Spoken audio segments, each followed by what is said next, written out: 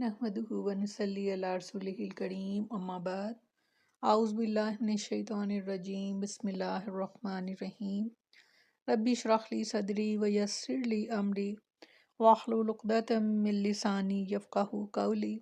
अस्सलामु अलैकुम व रहमतुल्लाहि व बरकातुहू। कैसे हैं आप सब? इंशाअल्लाह खैर वाफ़ियत से होंगे। अल्लाह ताला आप सबको अपने हिफ्ज़ व अमान में रखे, आमीन सुम्मा आमीन। कुरान के फ़ज़ाइल का बयान हम कर रहे हैं, सुन रहे हैं कि आप सल्लल्लाहु अलैहि वसल्लम का क्या तरीका था कुरान के साथ, ताकि हम उसे अपना सकें और अपने तरीके को बेहतरीन तरीके में दाखिल कर सकें। और खुशहाली के साथ तिलावत करना मुस्तहब है, यानी पसंदीदा है ये बात कि खुश आवाज़ में, अच्छी आवाज़ में कुरान को पढ़ा जाए, क्योंकि हज़रत अबू मूसा अशअरी रज़ी अल्लाह अन्हु ने बयान किया कि नबी करीम सल्लल्लाहु अलैहि वसल्लम ने फरमाया, ए अबू मूसा, तुझे दाऊद अलैहिस्सलाम जैसी बेहतरीन आवाज़ अता की गई है।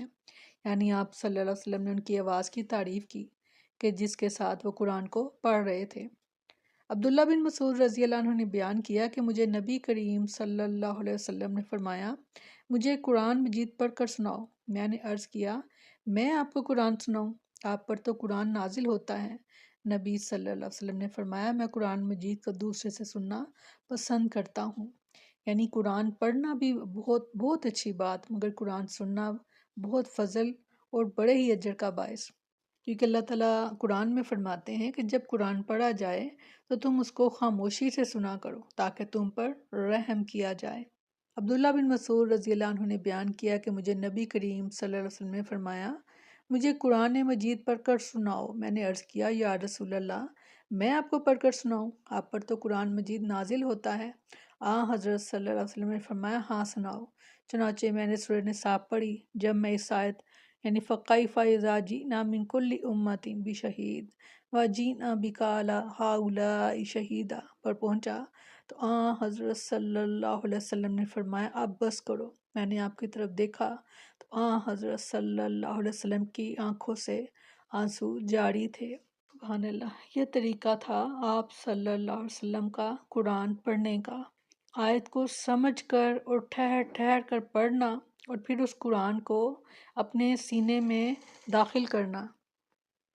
कुरान का हक अदा करने का यही तरीका है कि कुरान को समझ कर पढ़ा जाए और उसकी एक एक आयत का मतलब जानने की कोशिश की जाए, ताकि हमें सही मानों में कुरान पढ़ने का लुत्फ़ जो है वो हम उठा सकें। जब आपको पता हो कि हम क्या पढ़ रहे हैं, यहाँ पर किस चीज़ का जिक्र किया जा रहा है, तो वो यकीनन वो बात ज़्यादा दिल में अच्छे तरीके से बैठेगी।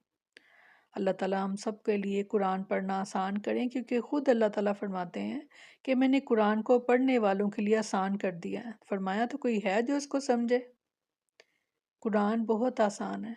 अल्लाह ताला हमें इसका शौक़, इसकी मोहब्बत हमारे दिलों में डाले। आमीन।